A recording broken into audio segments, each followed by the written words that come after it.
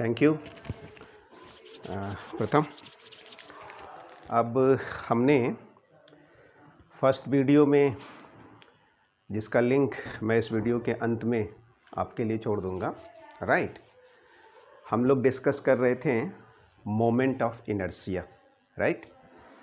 और part one में, moment of inertia के पार्ट वन वाले वीडियो में हमने आप सभी से डिस्कस किया सबसे पहले inertia, then after moment of inertia, then how can we calculate moment of inertia, and then rotational motion and linear motions, what are the similarity, वो हम लोगों ने डिस्कस कर लिया था, राइट।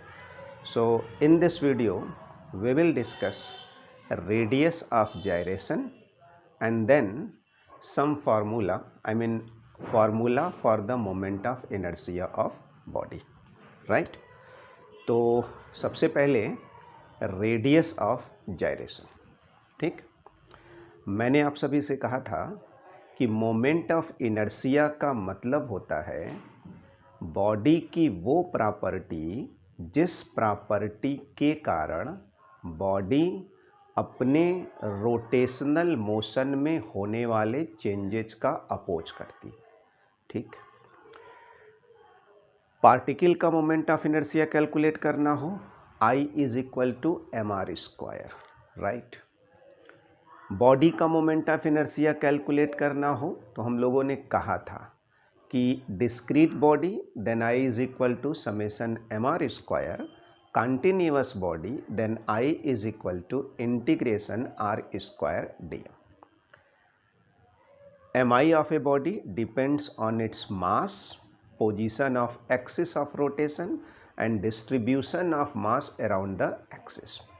इसके अलावा physical significance of moment inertia, and that was moment of inertia play the same role in rotational motion as mass play in linear motion, ठीक। उसके अलावा linear displacement, angular displacement relation S is equal to r theta, linear velocity, angular velocity relation V is equal to r omega, linear acceleration, angular acceleration relation A is equal to r alpha, right। Similarly, linear equations S is equal to ut plus half at square, V is equal to u plus at, V square is equal to u square plus 2as। Similarly, angular acceleration omega is equal to omega 0 plus alpha t, theta is equal to omega 0 t plus half alpha t square, omega square is equal to omega 0 square plus 2 alpha theta। Also, f is equal to dp upon dt and tau is equal to dl upon dt, ठीक। चलिए, now we will discuss radius of gyration, okay। see, radius of gyration किसी body का निकालेंगे और किसी axis के about निकालेंगे। मतलब जब रोटेशनल मोशन होगा तब मोमेंट ऑफ इनर्शिया होगा, और जब रोटेशनल मोशन होगा तभी बॉडी का रेडियस ऑफ जायरेशन होगा, ठीक। मतलब रेडियस ऑफ जायरेशन का कनेक्शन बॉडी के मोमेंट ऑफ इनर्शिया से होता है, right. So we will discuss radius of gyration। see, suppose this is a body, ठीक है। चलिए मान लेते हैं डिस्क्रीट बॉडी है, ठीक है, और बॉडी में मासेज इस तरीके से है। Suppose this is mass m1 और इसका डिस्टेंस ओरिजिन से कितना हो गया r1, ओके। से दिस इज मास m2, इसका डिस्टेंस एक्सिस से कितना हो गया r2, है ना। से दिस इज मास m3, इसका डिस्टेंस एक्सिस से कितना हो गया r3। सिमिलरली से दिस इज मास mn और इसका डिस्टेंस एक्सिस से कितना हो गया rn, ओके। तो सबसे पहले आप किसी बॉडी का रेडियस ऑफ जायरेशन अगर पूछते हैं तो पहले बताइए एक्सिस ऑफ रोटेशन कौन है। तो सपोज करिए कि ये परपेंडिकुलर जो जेड एक्सिस है ना, this is axis of rotation. तो पहले इस एक्सिस के अबाउट, जेड एक्सिस के अबाउट मान लीजिए इस बॉडी का मोमेंट ऑफ इनर्शिया कितना है, आई है। Tell me what is I? Moment of inertia of the body about the given axis. ठीक, अब इसी बॉडी का रेडियस ऑफ जायरेशन बताना है इसी एक्सिस के अबाउट, जिस एक्सिस के अबाउट इसका मोमेंट ऑफ इनर्शिया कितना है, आई। तो क्या डिफिनीशन होती है? पहले आप इस बॉडी का पूरा मास निकालिए। तो बताइए बॉडी का पूरा मास कितना है? m इज इक्वल टू क्या होगा जी, समेसन m। समेसन m का मतलब m1 plus m2 plus m3 plus mn को जोड़ दिया तो क्या आ गया, m। और m को हम लोग क्या कह दें, total mass of the body. ठीक है, हो गया। अब आप मुझे बताओ इस एक्सिस के अबाउट बॉडी का मोमेंट ऑफ इनर्शिया है आई, किससे निकाला गया होगा, किस फार्मूले से निकाला गया होगा, इस फार्मूले से निकाला गया होगा, है ना। अब आप एक काम करिए, आप इस बॉडी के टोटल मास में उतने डिस्टेंस के स्क्वायर से मल्टीप्लाई करिए कि m इंटू के स्क्वायर की वैल्यू कितने के बराबर हो जाए, I के बराबर, अर्थात मोमेंट ऑफ इनर्शिया के इक्वल।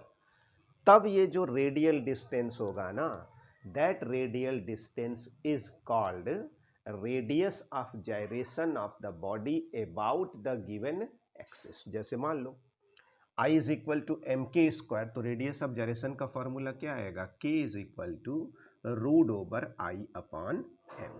ठीक, मतलब क्या, पहले आप बॉडी का मोमेंट ऑफ इनर्शिया आई निकाल लीजिए, फिर बॉडी के टोटल मास m में उस डिस्टेंस के स्क्वायर का मल्टीप्लाई करिए, है ना, कि के स्क्वायर m की वैल्यू कितने के बराबर हो जाए, I के बराबर। तब वो जो रेडियल डिस्टेंस होगा, that radial distance is called radius of gyration of the body. आप मुझे बताओ कैसे याद रखना चाहिए रेडियस ऑफ जायरेशन। आप किसी बॉडी का रेडियस ऑफ जायरेशन पूछेंगे तो पहले जिस एक्सिस के अबाउट आप बॉडी का रेडियस ऑफ जायरेशन पूछ रहे हैं, उस एक्सिस के अबाउट बॉडी का मोमेंट ऑफ इनर्शिया निकाल लीजिए, आई। अब उसके बाद रेडियस ऑफ डिस्टेंस क्या होता है, रेडियस ऑफ जायरेशन का मतलब क्या होता है, वो डिस्टेंस जिसके स्क्वायर में बॉडी के टोटल मास से मल्टीप्लाई कर दें तो वो आंसर कितने के बराबर हो जाए, आई के बराबर। It means I is equal to M into K square, इसलिए K फॉर क्या हो जाएगा, root over m upon I. ठीक, तो बताइए रेडियस ऑफ जायरेशन अगर डिफाइन करना हो तो कैसे कहेंगे, ध्यान से सुनिएगा। एक्सिस से वह परपेंडिकुलर, या फिर कहिए एक्सिस से वह रेडियल डिस्टेंस जिसके स्क्वायर को बॉडी के टोटल मास में मल्टीप्लाई कर दे तो वो कितने के बराबर हो जाए, बॉडी के मोमेंट ऑफ इनर्शिया के बराबर। तब उस रेडियल डिस्टेंस के को हम लोग कहते हैं बॉडी का radius of gyration. Once again, okay, see, listen. The radius of gyration of a body is the radial distance whose square multiplied by the total mass of the body is equal to moment of inertia of the body. See, radial distance whose square is multiplied by total mass of the body and becomes equal to what? Moment of inertia. Then this radial distance is called radius of gyration of the body, right. आइए एक example उठाते हैं तो थोड़ी बात और clear होगी। See this examples. Okay, जैसे मुझे ये रिंग मान, ठीक है, ये रिंग है, लाइक दैट यू में से this is a ring. Okay, ये रिंग का सेंटर, ये रिंग की एक्सिस भी कहलाती है, यहां से जो पास करता है रिंग ऐसे रोटेट करता होगा। ठीक, तो ये रिंग है, रिंग का सेंटर है O और रेडियस कितना है R और इसका मास कितना है M। ठीक है, हमें रिंग का रेडियस ऑफ जायरेशन बताना है। आप मुझे बताओ किसी भी बॉडी का रेडियस ऑफ जायरेशन का मतलब हुआ कि पहले वो मोमेंट ऑफ इनर्शिया निकालना पड़ेगा। तो मोमेंट ऑफ इनर्शिया निकालने का मतलब हुआ कि एक्सिस होना जरूरी है। तो ठीक, आप सुनिए ध्यान से, हम किस एक्सिस के अबाउट बॉडी का रेडियस ऑफ जायरेशन निकाल लें। जैसे ये रिंग है, इस एक्सिस के अबाउट, तो पहले आपको आई पता होना चाहिए। हम लोग इसी एक्सिस की बात कर रहे हैं। I am talking about this axis Y, Y dash, ये परपेंडिकुलर है, ठीक है, ऐसे है, ऐसे, लाइक दैट, ठीक। तो मुझे आई की वैल्यू पहले से पता है। आई बराबर मुझे पता है एम आर स्क्वायर होता है। अगर रिंग का मास एम हो, रेडियस आर हो, तो रिंग का मोमेंट ऑफ इनर्शिया इस एक्सिस के अबाउट एम आर स्क्वायर होता है। अब मुझे रिंग का क्या बताना है, रेडियस ऑफ जायरेशन। तो वो कैसे निकलेगा, रिंग के टोटल मास एम में कितने से मल्टीप्लाई कर दे, के स्क्वायर। यही जो के है इसी को रेडियस ऑफ जायरेशन कहेंगे, और ये कितने के इक्वल हो जाए, आई के। तो जो के की वैल्यू आएगी, जो रेडियल डिस्टेंस आएगा, वही इस रिंग का क्या होगा, रेडियस ऑफ जायरेशन। तो बताइए आई फॉर क्या लिख दिया जाए, एम आर स्क्वायर, और ये क्या लिखा हुआ है, एम के स्क्वायर। यहाँ से एम और एम कैंसिल, तो बताइए रेडियस ऑफ जायरेशन कितने के बराबर आ गया, रेडियस के बराबर। क्या मतलब हुआ इसका, इसका मतलब ये हुआ कि अगर ये एक रिंग है और इस एक्सिस के अबाउट हमें रिंग का रेडियस ऑफ जायरेशन बतलाना है, तो आंसर होगा कि रिंग का रेडियस ऑफ जायरेशन रिंग के रेडियस के क्या होगा, बराबर होगा, right. Radius of gyration distance होता है।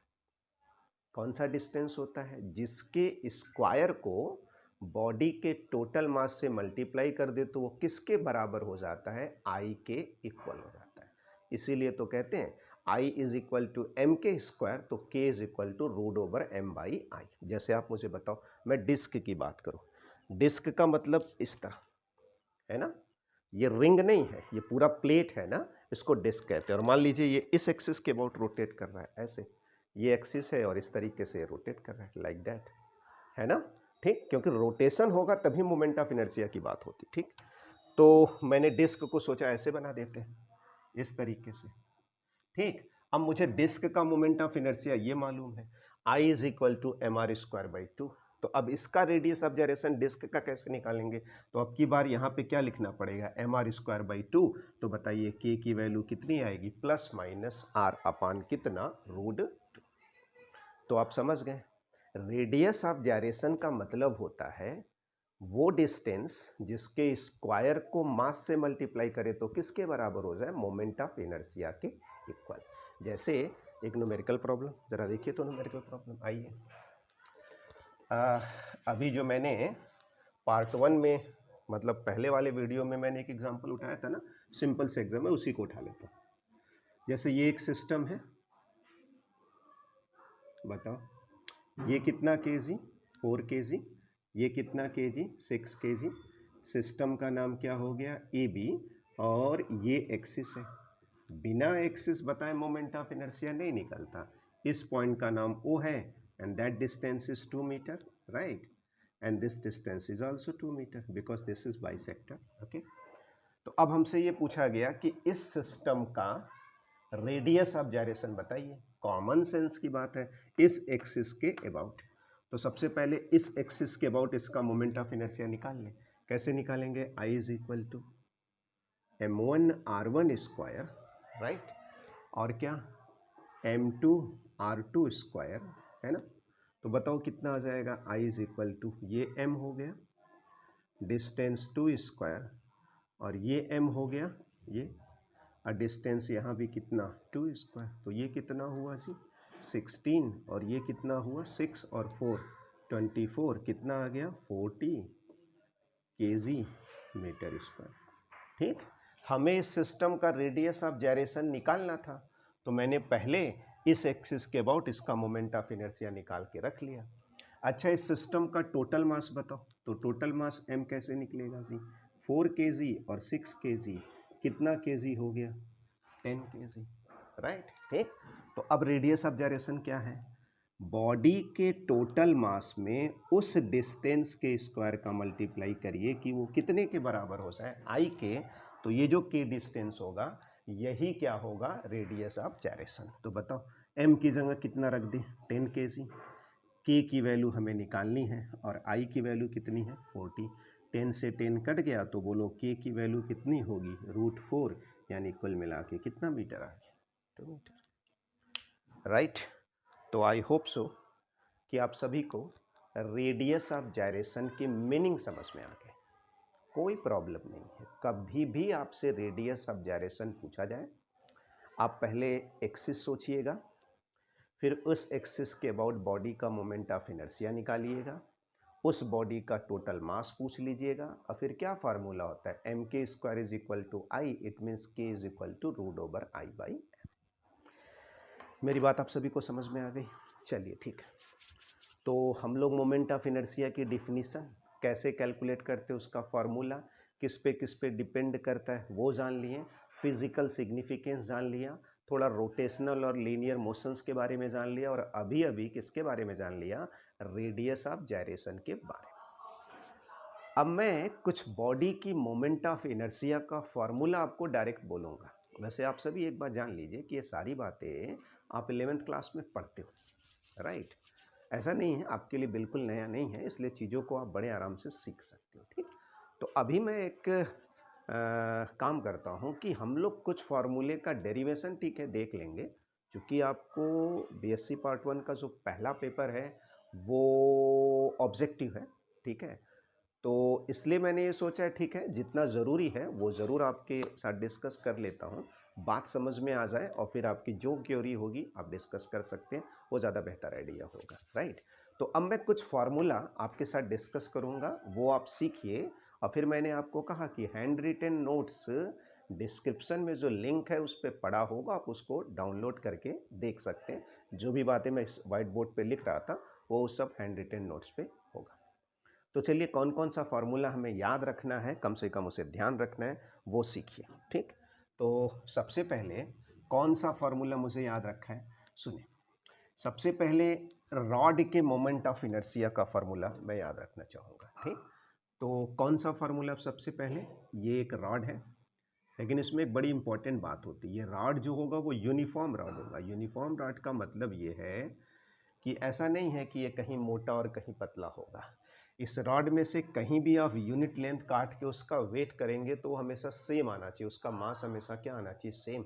Then I can say this is a uniform rod. तो ये एक यूनिफॉर्म रॉड है ए बी, ठीक। रॉड की टोटल लेंथ कितनी आप हमसे पूछे तो चलिए मैंने कह दिया एल। अब आप हमसे पूछें और इसका मास कितना है, say its total mass is M. अब आप हमसे कहें कि इस रॉड का मोमेंट ऑफ इनर्शिया बताइए, तो मैं कहूँगा नहीं सर तब तो नहीं बता पाऊँगा। क्यों भाई? वो इसलिए कि अगर ये रॉड है और आप इस रॉड का मोमेंट ऑफ इनर्शिया पूछ रहे हैं तो आपने मास बता दिया, लेंथ बता दिया, इट्स ओके। लेकिन मोमेंट ऑफ इनर्शिया का आंसर देने के पहले सबसे इंपॉर्टेंट पॉइंट होता है किस एक्सिस के अबाउट।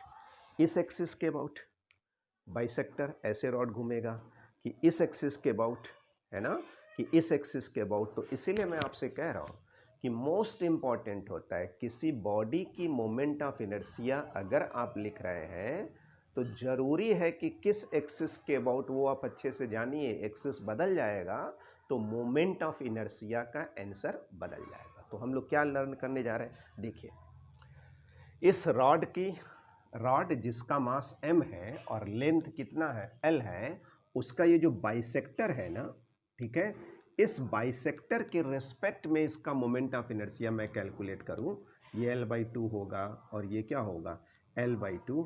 इस फॉर्मूले को मैं लर्न कर रहा था और आंसर है ml²/12।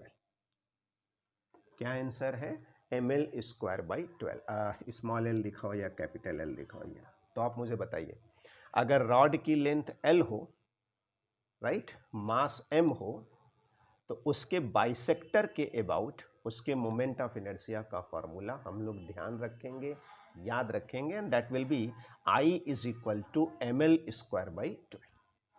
ठीक है, मैं इस तरीके से कह रहा था। ये रॉड है तो इस एक्सिस के अबाउट जब वो ऐसे रोटेट करेगा, ठीक है, तब मोमेंट ऑफ इनर्शिया का फॉर्मूला है I is equal to ml²/12। अब सर दूसरा फॉर्मूला कौन सा लर्न करना चाहेंगे?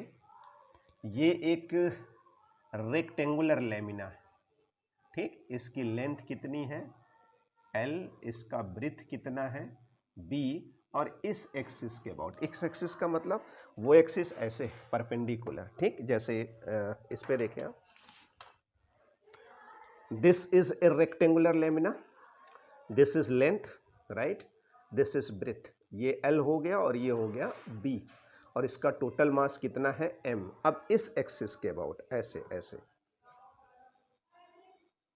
परपेंडिकुलर, इस प्लेन के परपेंडिकुलर ये एक्सिस मैंने बनाया, ठीक है, और लेमिना ऐसे रोटेट करेगा लाइक दैट, ठीक है। I am saying this axis, देखो ये परपेंडिकुलर है ना ये एक्सिस, ये ऐसे, ठीक। तो इस एक्सिस के अबाउट इसके मोमेंट ऑफ इनर्शिया का क्या फॉर्मूला होता है वो हम लोग याद रखेंगे, ये सब हम लोग निकालते हैं कैलकुलस का यूज करके। Answer is I is equal to M L square plus B square upon कितना 12, याद रहेगा।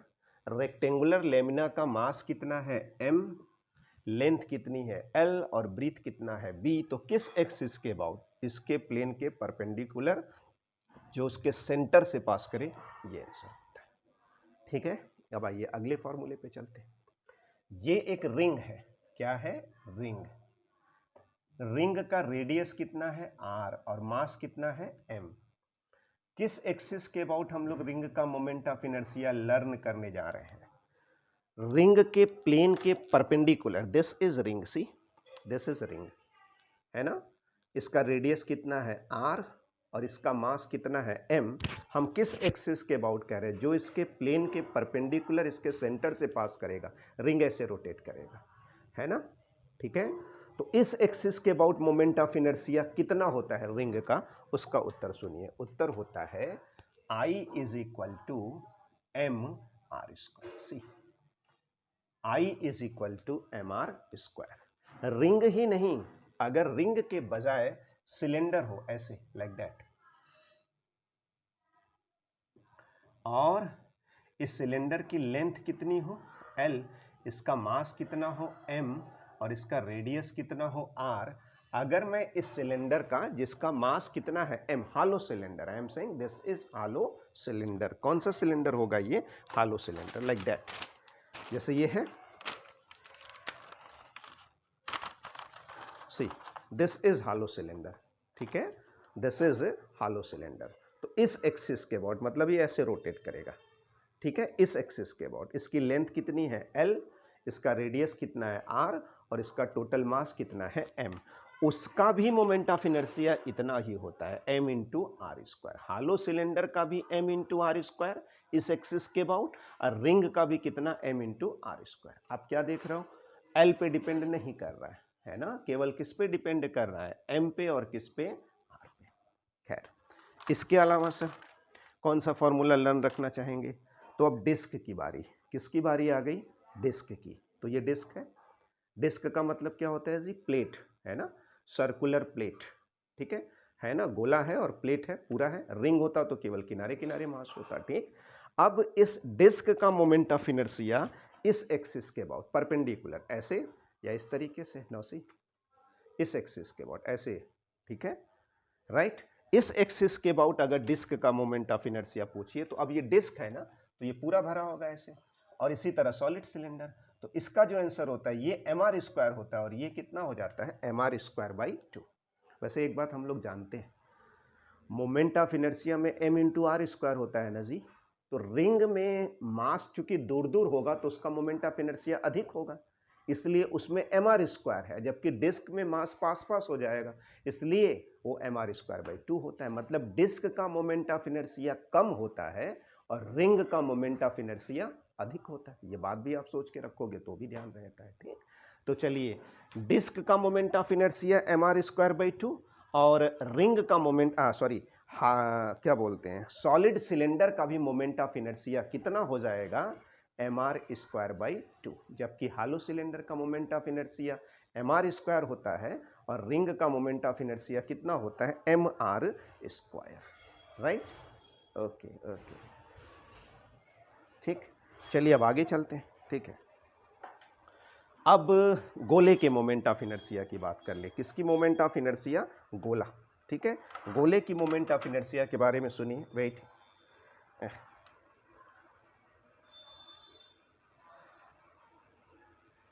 ठीक है, देखिए गोले की मोमेंट ऑफ इनर्शिया क्या होती है, सुनिए। अब गोले में भी दो, एक हालो स्फीयर ऐसे इस एक्सिस के अबाउट, स्फीयर का मास कितना है m और रेडियस कितना है r, ये खोखला गोला है। तो खोखले गोले की मोमेंट ऑफ इनर्शिया होती है 2/3 mr²।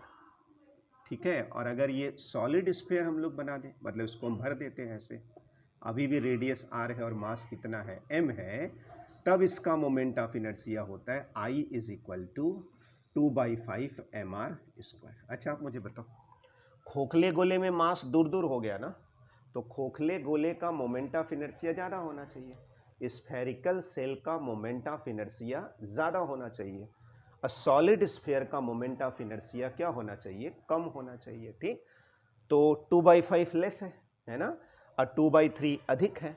तो अधिक यानी 2/3 किसका होता है, स्फेरिकल सेल का, और 2/5 किसका होता है, सॉलिड स्फीयर का। तो कंफ्यूजन नहीं होना चाहिए कि स्फेरिकल सेल का मोमेंट ऑफ इनर्शिया तो 2/3, और अगर सॉलिड स्फीयर का बोलेंगे तो कितना हो जाएगा, 2/5। ठीक है, 2/3 एंड 2/5। तो हमने कितने फॉर्मूले को याद रखने के लिए बोला सर, वो रॉड का moment of inertia ml²/12, rectangular plate होगा अगर तो उसका moment of inertia I = m bracket में L² + B²/12। ठीक है, इसके अलावा रिंग होगा तो mr², या खोखला बेलन होगा तो mr²। चलिए ठीक है, डिस्क होगा तो ½ mr², और सॉलिड सिलेंडर होगा तो भी ½ mr²। चलिए ठीक है, और हालो स्फीयर का 2/3 mr², जबकि सॉलिड स्फीयर का 2/5 mr²। किसका कम होगा moment of inertia, solid sphere का। क्यों, क्योंकि सॉलिड स्फीयर में मास जो होंगे वो एक्सिस के पास भी होंगे, और जबकि हालो स्फीयर में सारे मास एक्सिस से दूर होंगे, तो m × r² से ना I निकलता है, तो नो डाउट हालो स्फीयर का मोमेंट ऑफ इनर्शिया अधिक होगा तथा सॉलिड स्फीयर का मोमेंट ऑफ इनर्शिया कम होगा। ठीक है, चलिए, तो हम लोगों ने कुछ फॉर्मूले को याद रखने की बात की जिसकी ज़रूरत हमें ऑब्जेक्टिव क्वेश्चंस को सॉल्व करते समय पड़ेगी। वैसे अब मैं हर फॉर्मूले का डेरिवेशन आपको दिखाना नहीं चाहूँगा, न करना चाहूँगा, क्योंकि पर्पज़ ये है कि हम लोग मोमेंट ऑफ इनर्शिया के कंसेप्ट को समझें, है ना, और फिर उसका एप्लीकेशन करके पहला पेपर जो कि आपका ऑब्जेक्टिव होगा उसको अच्छे से बनाएं। ठीक, लेकिन फिर भी मैं आपको कैलकुलस का यूज करके, जैसे m1 m2 m3 अलग अलग हो तो मोमेंट ऑफ इनर्शिया आपने निकाल लिया, बड़े यार, जैसे 4 kg और 6 kg था तो निकाल लिया ना। सर कंटिन्यूअस होता है तो कैसे निकालेंगे, या जो इतना फार्मूला आपने लिखा इनमें से किसी एक फार्मूले का डेरिवेशन आप दिखा दीजिए तो बात समझ में आ जाए। ठीक, तो मैं आपको रॉड का मोमेंट ऑफ इनर्शिया निकाल के दिखाता हूँ। ठीक, आप देख लीजिए। वैसे मैंने कहा है कि आप रिटन नोट्स की बात करते हैं तो लिंक जो मैंने दिया है वहाँ पे जाके उसे देख सकते हैं डाउनलोड करके। ओके, नाउ सी, हम लोगों को रॉड के मोमेंट ऑफ इनर्शिया का फॉर्मूला डेराइव करना है।